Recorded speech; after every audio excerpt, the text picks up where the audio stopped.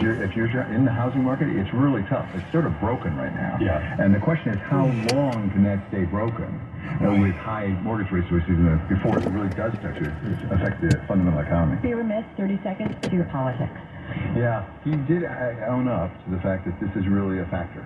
Whether it's Ukraine or it's what's going on in Israel, geopolitics is a factor which is going to require more spending and more borrowing. Now, of course, he's not responsible for that, as I keep saying, but we have to take into account the degree of risk that he has to take into account as they try to set monetary policy. Well, another killer interview. Bosses are calling. You can take the rest of the year off. Yeah, right, sure. All right, David Weston, so appreciate you coming in. I know it's been a busy day and a long day.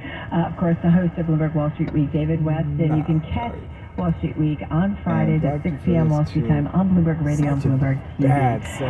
So appreciate all that you do. Oh, it's great to be with you. Don't tell Robin, but you are better. No, I'm not. Really, I'm staying out of it. I'm staying out of it. I got 4 brothers. I know how to do this. All right, don't go anywhere, everybody. This is Bloomberg. Wherever your business takes you, Bloomberg 960 is here with you.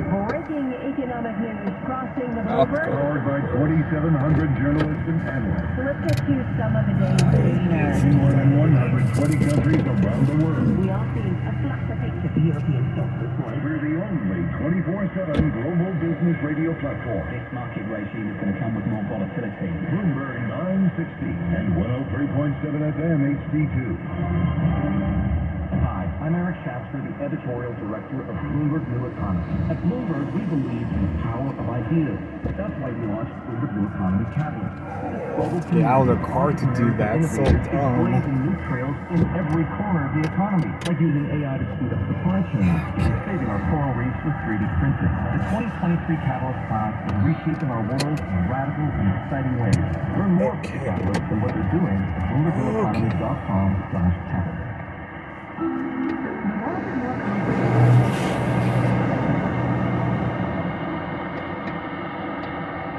Supposed to spray wrongly, but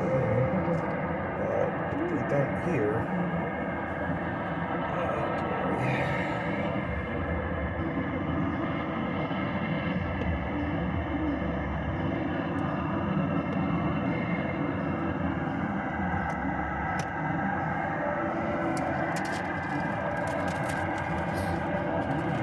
Barely any water outside.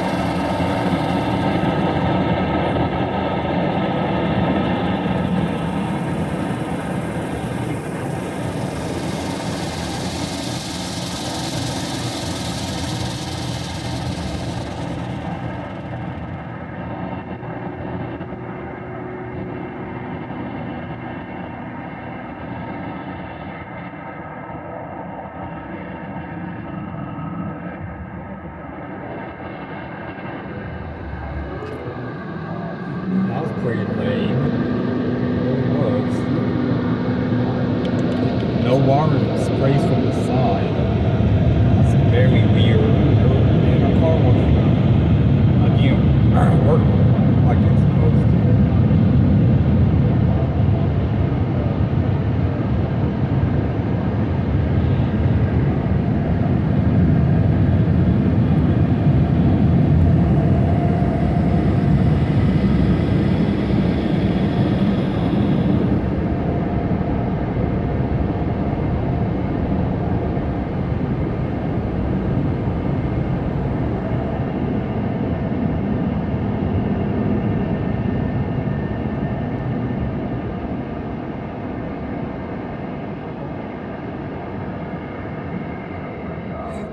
Retail sales.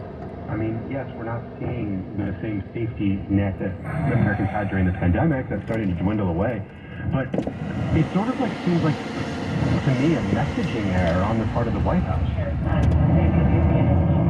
Look, what we have seen in public opinion going back some time is that there's always a lag between the economic indicators that we pay attention to, especially here at Bloomberg, and how that filters out to public opinion. And the best sort of research on this suggests that voters are kind of looking at the economy in the rearview mirror. They're looking back maybe 3 to 6 months. Okay. And it takes a while for good economic news to filter down to people.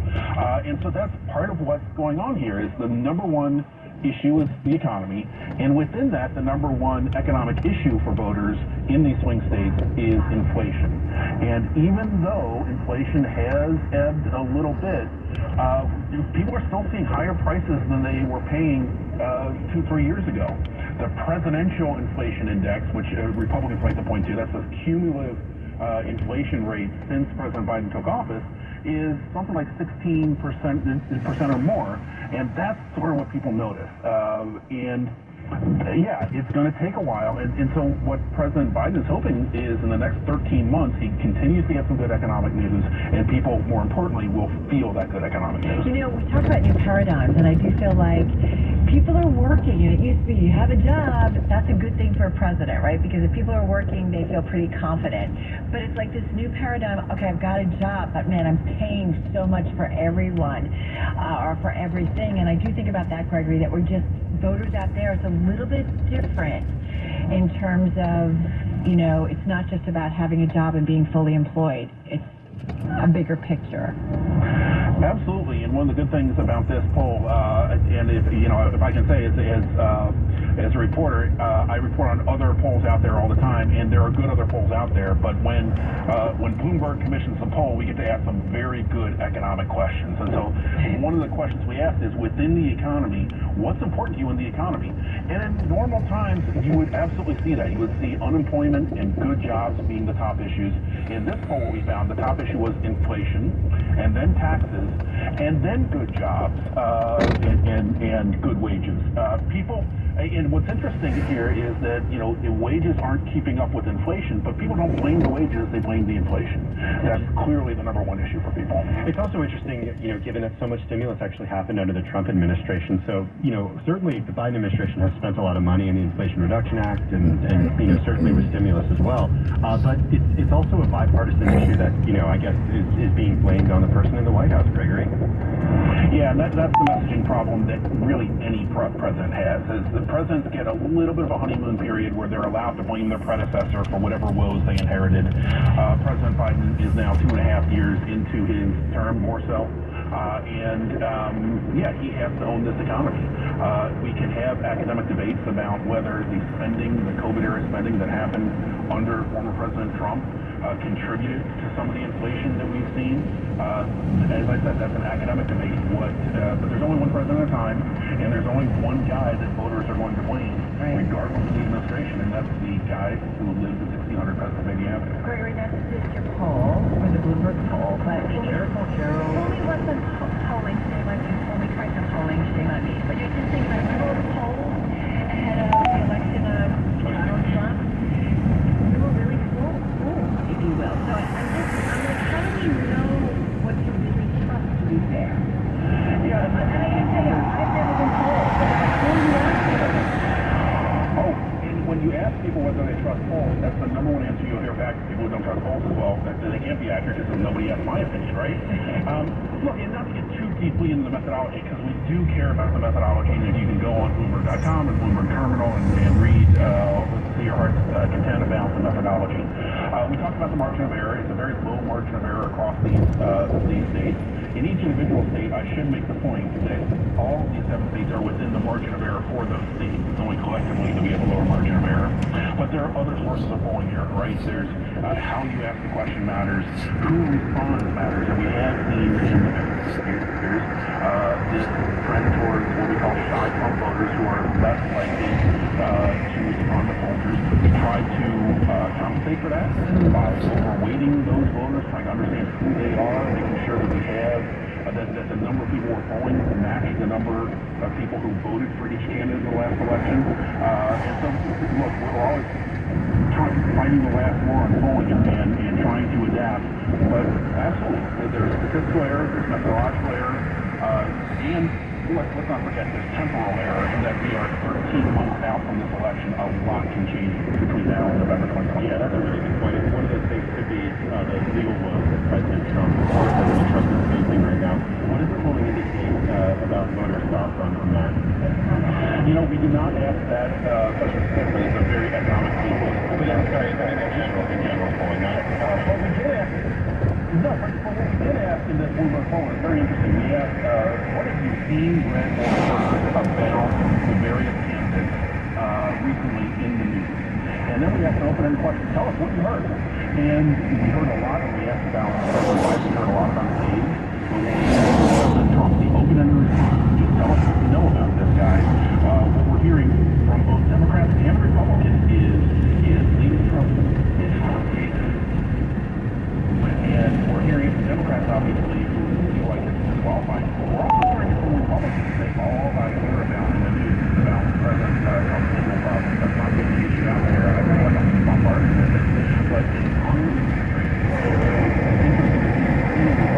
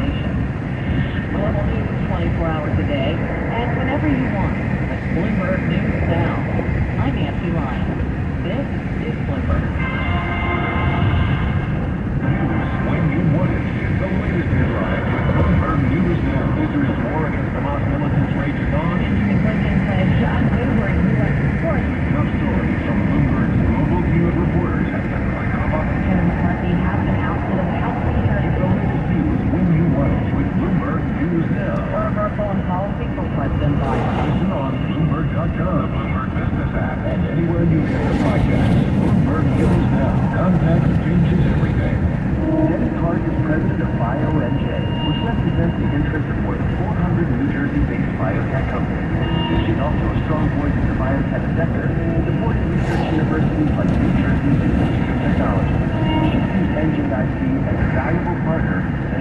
venture capital and biotech startups to the Garden State. So the number one reason that companies come here to New Jersey for the biotech industry is for our talent. We estimate there were about 30 biotech companies in the early 90s in New Jersey, about 80 in 1998. Today there are more than 400. And that growth continues, and it's come from every possible angle. Other countries, other states, they've spun out of our academic institutions as well as our biotech and our pharma companies, and we expect that growth to continue long into the future. And NJIT is a pipeline for talent, for companies, for entrepreneurs to do that important work. NJIT, New Jersey Institute of Technology. Learn more at njit.edu. If you're having a business dispute, the process can be slow and drawn out, especially if you rely on litigation in the courts. You can wait for years before your case is resolved, and the longer your case proceeds, the more your case can cost.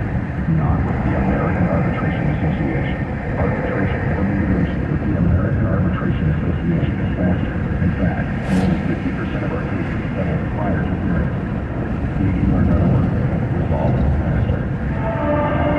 America is strong, and today's investments in essential American infrastructure make it even stronger. Build America Mutual only insures U.S. municipal bonds, providing an added layer of security to improve any portfolio, with guaranteed income that helps investors reach their goals. Safeguard Building America. Build a better portfolio. Invest in fan-insured bonds. Are you a next-gen advisor looking to join forces with a successful practice aligned with your goals? Or an established firm looking to augment with new talent that shares your vision? Let Commonwealth Financial Network connect you with like-minded advisors who are ready for growth. Be part of a team built to succeed today and for tomorrow. Evolve your practice your way with Commonwealth. To learn more, visit commonwealth.com. Commonwealth Financial Network. Member FINRA SIPC, a registered investment advisor. Bloomberg Radio, on demand, and in your podcast feed. On the latest edition of the Bloomberg Surveillance Podcast, I'm Jerome Powell, his conversation with David Weston. We speak with Claudia Saab. It's been a real slog since the pandemic began. Inflation has been high. Things are good, especially the labor market. Torsten slides like the big snow today at Apollo and sums up the consensus of the Fed. We're returning to 2%. Lagarde said that in Marrakesh. We have to get back to 2%, I believe, to paraphrase. And the Richmond Fed has a model which is a higher R star. Is this the Fed that's going to have the facts change when they change, or they change when the facts change? What we've seen so far is inflation is coming down, right? Like if we had seen it still sticking or going up, then okay, fine, our star's higher, so they got to do more probably. That is not what we've seen. All of these models are based on past historical relationships, and we're writing the playbook here. And the Fed has shown themselves capable of rewriting the playbook. They did that after the Great Recession. So they're going to go where the data takes them, but it's really tough when the typical guideposts just aren't working the way they have. Claudia, what do you make of the fact that the beige book and other anecdotal data really has pointed to a real softening, a slowdown, pain felt among the consumers? The hard data keeps coming out, surprisingly strong again and again and again.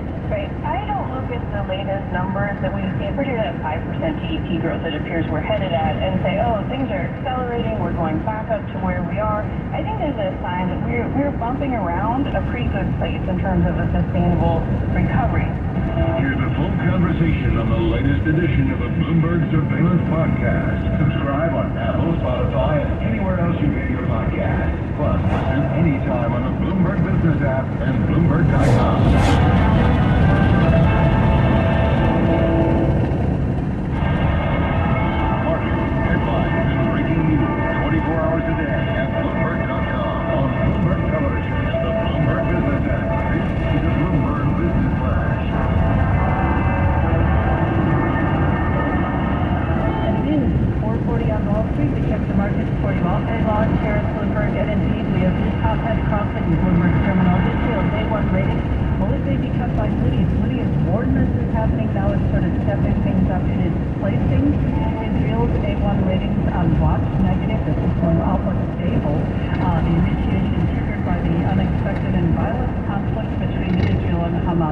And what is looking like something more prolonged part in the community. stops overall.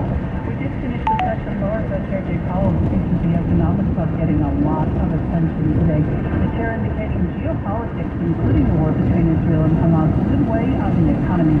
He also says the labor market